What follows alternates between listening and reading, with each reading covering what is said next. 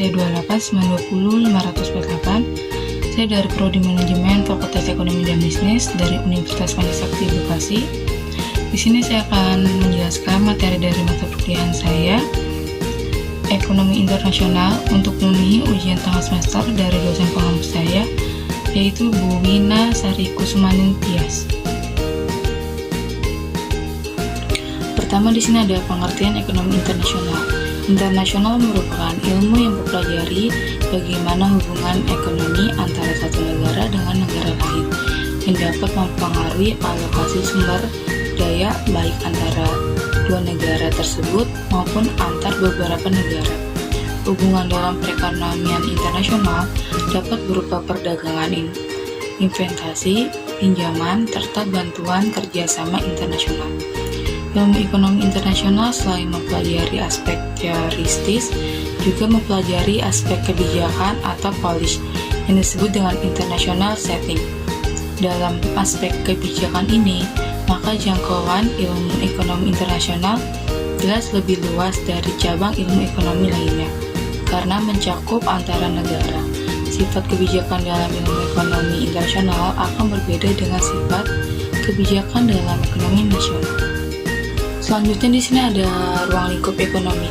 Ruang lingkup ekonomi internasional terdiri dari ke-1, teori dan kebijakan perdagangan internasional, kedua, teori dan kebijakan keuangan atau moneter internasional, ketiga, organisasi dan kerjasama ekonomi internasional, dan keempat, perusahaan internasional dan bisnis internasional. Selanjutnya, pada dasarnya ruang lingkup ilmu ekonomi internasional tidak berbeda jauh dengan ruang lingkup ilmu ekonomi pada umumnya. Perbedaannya hanya ilmu ekonomi umum berfokus mempelajari persoalan-persoalan yang bersangkutan dengan hanya satu negara, sedangkan ilmu ekonomi internasional mempelajari hal-hal yang bersangkutan dengan hubungan ekonomi antar negara. Selanjutnya, ada perbedaan yang lebih nyata antara ilmu ekonomi internasional dengan ilmu ekonomi umum. Yang mempelajari hubungan-hubungan dalam satu negara adalah yang ke-1, perbedaan dalam uang yang digunakan seperti dolar Amerika, pound sterling Inggris, mark Jerman, yen Jepang, baht Thailand, rupiah Indonesia, peso Filipina, ringgit Malaysia, dan sebagainya. Kedua, peraturan atau ketentuan-ketentuan yang dikeluarkan oleh pemerintah yang berkaitan dengan hubungan-hubungan ekonomi tersebut. Misalnya, kebijakan tarif atau biaya masuk, pajak ekspor, larangan ekspor, kuota ekspor atau kuota impor, dan lain-lain. Yang ketiga, derajat mobilitas sumber daya yang dipakai, seperti tanah, tenaga kerja, dan modal. Ketentuan-ketentuan pengiriman tenaga kerja Indonesia di Malaysia merupakan contoh mobilitas sumber daya yang dalam hal ini sumber daya manusia. Yang keempat, yaitu perbedaan dalam hukum, selera, dan adat istiadat. Misalnya negara Iran hampir tidak mungkin akan mengimpor babi atau minuman keras karena alasan hukum dan adat atau agama. Selanjutnya di sini ada manfaat hubungan ekonomi internasional. Studi ekonomi internasional sangat penting guna mengukur kemampuan suatu negara dalam kancah globalisasi ekonomi dunia, yang ditandai oleh ciri-ciri atau karakter sebagai berikut. Yang ke-1, keterbukaan pasar atau liberalisasi perdagangan, arus uang, dan transfer teknologi. Yang kedua, ketergantungan ekonomi suatu negara dengan negara lain yang ditandai adanya perusahaan multinasional.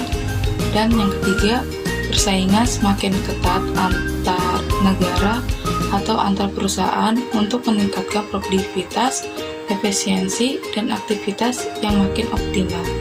Suatu negara sulit memenuhi kebutuhannya tanpa bekerja sama dengan negara lain. Perkembangan teknologi yang makin pesat, spesialisasi pekerjaan yang makin tajam, membawa konsekuensi makin banyak barang-barang dan jasa-jasa dari berbagai jenis maupun kualitasnya yang diperlukan manusia. Selanjutnya di sini ada timbulnya hubungan ekonomi atau hubungan perniagaan antar negara disebabkan oleh yang pertama ada perbedaan tingkat kelangkaan atau scarcity, timbul karena adanya perbedaan sumber daya alam dan manusia. Sementara kebutuhan manusia bersifat tidak terbatas, baik dalam jumlah maupun jenisnya, serta relatif dinamis sehingga muncul berbagai kemungkinan pilihan untuk memenuhinya. Ketiga, ada perbedaan faktor produksi, yaitu perbedaan faktor produksi antara satu negara dengan negara lain akan mengakibatkan negara yang berlebihan atau disebut dengan surplus dan negara yang berkekurangan atau disebut dengan defisit faktor produksi. Yang ketiga, ada perbedaan harga barang, yaitu selama ada perbedaan harga, maka selama itu pula terjadi hubungan ekonomi antar negara.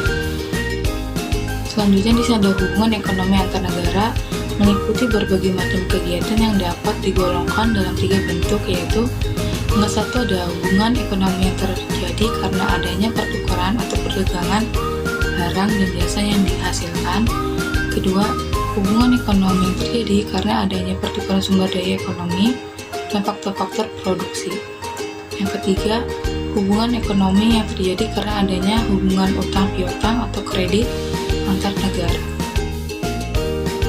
Selanjutnya, adapun faktor-faktor penghambat perdagangan internasional adalah sebagai berikut. Kesatu, tidak amannya kondisi negara. Kedua, kebijakan ekonomi suatu negara. Ketiga, ketidakstabilan kurs mata uang asing. Keempat, sulit dan besarnya rasio proses pembayaran antar negara. Kelima, kebijakan impor suatu negara. Keenam, rendahnya kualitas sumber daya. 7. Perbedaan mata uang antar negara. 8. Adanya organisasi ekonomi regional. 9. Sempitnya kesempatan kerja. 10. Proses dan prosedur ekspor impor yang panjang. Selanjutnya di sini ada pengertian perdagangan. Perdagangan atau pertukaran mempunyai arti khusus dalam ilmu ekonomi.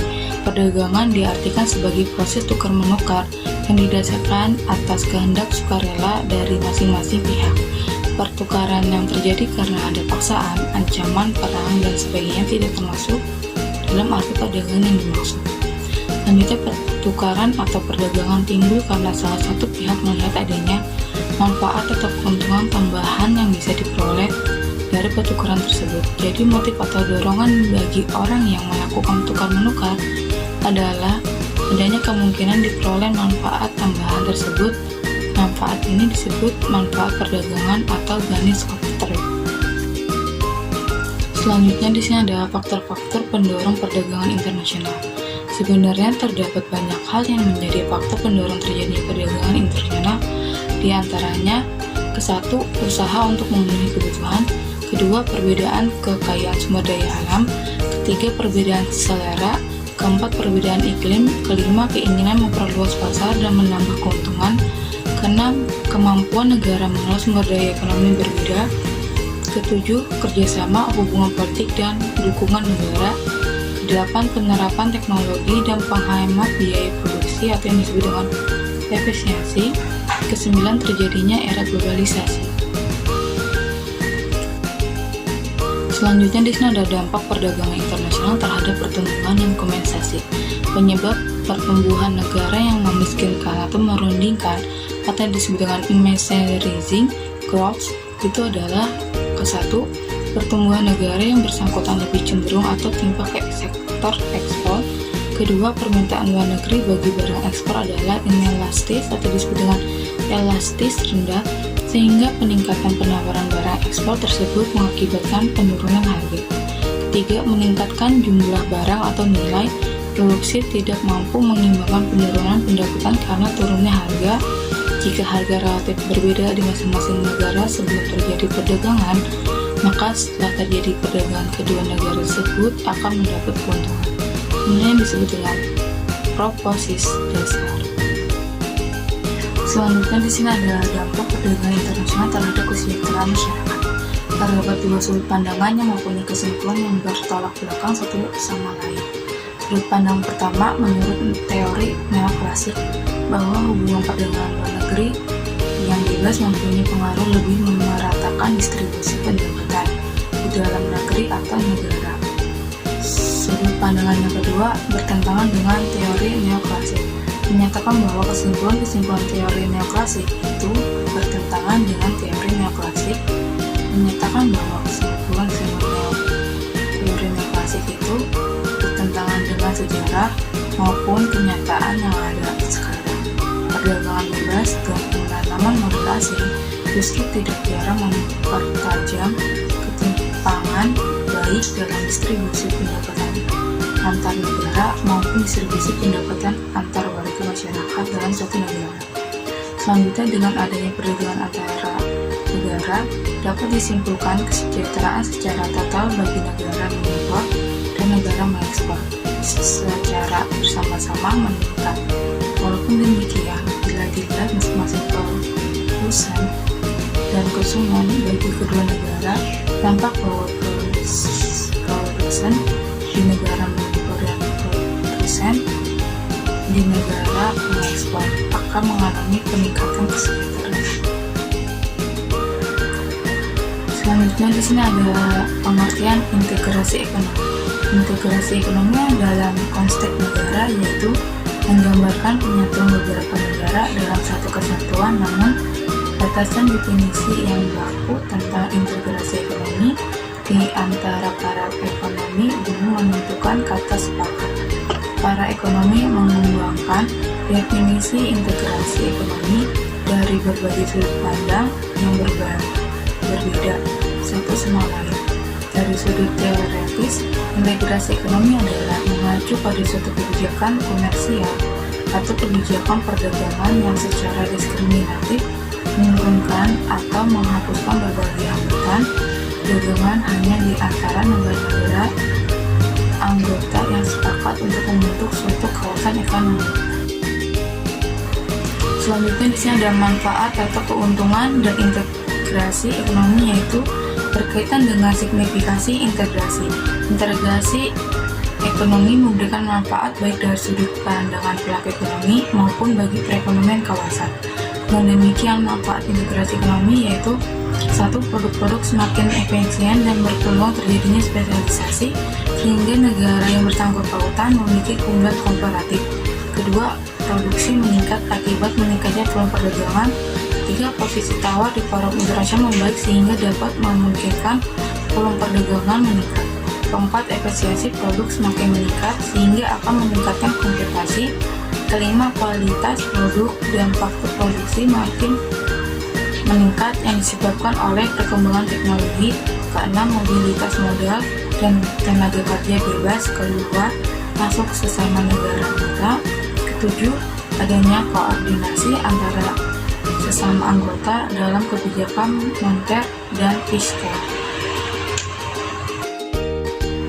Selanjutnya, di sini ada dampak integrasi ekonomi. Ada dua kemungkinan yang akan terjadi sebagai dampak dari integrasi ekonomi tersebut. Ketika integrasi ekonomi berlangsung, terjadi perlakuan diskriminatif antara negara anggota dan negara-negara bukan anggota integrasi di dalam pelaksanaan perdagangan, sehingga akan memberikan dampak kreasi dan dampak diversi bagi negara-negara anggota. Keduanya selain berbeda juga saling bertolak belakang, yaitu kreasi perdagangan atau disebut dengan transaction dan diversi perdagangan atau disebut dengan diversion. Selanjutnya di sini ada bentuk dan tahapan integrasi ekonomi. Bentuk-bentuk dan tahapan kerjasama ekonomi adalah tatanan perdagangan dengan preferensial, selanjutnya daerah perdagangan bebas, kesatuan pabean, pasaran bersama, kesatuan ekonomi, mata uang tunggal, dan yang terakhir kesatuan supranasional. Selanjutnya yang terakhir yaitu kemungkinan efek-efek dinamis perserikatan pabean. Pengaruh bagi perubahan kesejahteraan sehubung dengan penciptaan perdagangan tidak hanya bersifat statis, tetapi juga kemungkinan adanya keuntungan-keuntungan yang bersifat dinamis. Termasuk dalam keuntungan-keuntungan dinamis adalah keuntungan dari skala ekonomi atau misalnya economy of scale, rangsangan dari persaingan, dan terakhir rangsangan untuk implementasi. Mungkin cukup sekian dari saya, kurang lebihnya mohon maaf bila ada kesalahan kata. Wabillahi taufiq wal hidayah. Wassalamualaikum